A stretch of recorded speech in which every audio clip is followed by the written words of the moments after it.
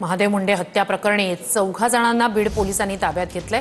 या 4 आरोपींची कसून चौकशी पोलिसांकडून केली जाते। संशयित गोट्या गीतेला ताब्यात घेण्यासाठी बीड पोलिसांचं पथक रवाना झालंय।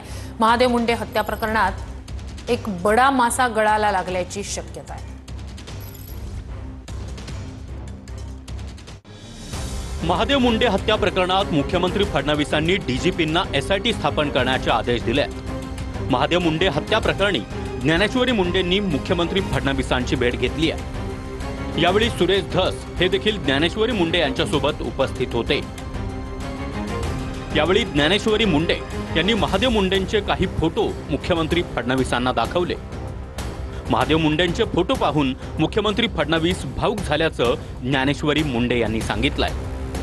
महादेव मुंडेंच्या पत्नी ज्ञानेश्वरी मुंडे यांच्या मागणीनुसार मुख्यमंत्री देवेंद्र फडणवीसांनी एसआयटी स्थापन करण्याचे आदेश दिले आहेत। ते बी एकदम भावुक झाले जेव्हा मी प्रतिक्रिया म्हणजे 21 महिन्याचा जे मी वृत्तांत त्यांना सांगितला तेव्हा ते पण भावुक झाले। त्यांना मी फोटो पण दाखवले, साक्षात त्यांनी डोळे झाकले आणि माझ्या लेकरा बाळाकडे बघून त्यांनी तात्काळ त्या अधिकाऱ्यांची फोन लावून पुन्हा बीडच्या एसपी सरांना बी त्यांनी बोलले की तुम्ही बी अजून लक्ष द्या याच्यामध्ये एसआयटी मध्ये सुद्धा आणि त्यांच्यासोबत तुम्ही पण लक्ष घाला अजून या केसमध्ये आणि आरोपींना तात्काळ अटक करा असे म्हणले आहेत मुख्यमंत्री। मी साहेबांना निवेदनामध्ये नावं दिली आहेत। मग साहेब म्हणले आहेत तात्काळ आपण ह्याच्यावर मागणी करू आणि मी नार्को टेस्ट त्यांना हे केली आहे की आता 21 महिने झालं की आरोपी डायरेक्ट कसे म्हणतील की आम्ही खून केला आहे, म्हणून ते पण मी मुख्यमंत्री साहेबांना सांगितलं। आणि माननीय मुख्यमंत्री महोदयांनी तातडीने डीजी साहेबांना सांगून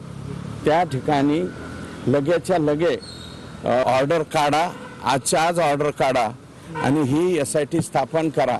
आणि ज्ञानेश्वरी ताई आम्हाला सर्वांना विश्वास आहे, मुख्यमंत्र्यांनी अक्षरशः डोक्याला हात लावला ते फोटो वगैरे पाहिल्याच्या नंतर की हे इतकं भयानक असू शकतात।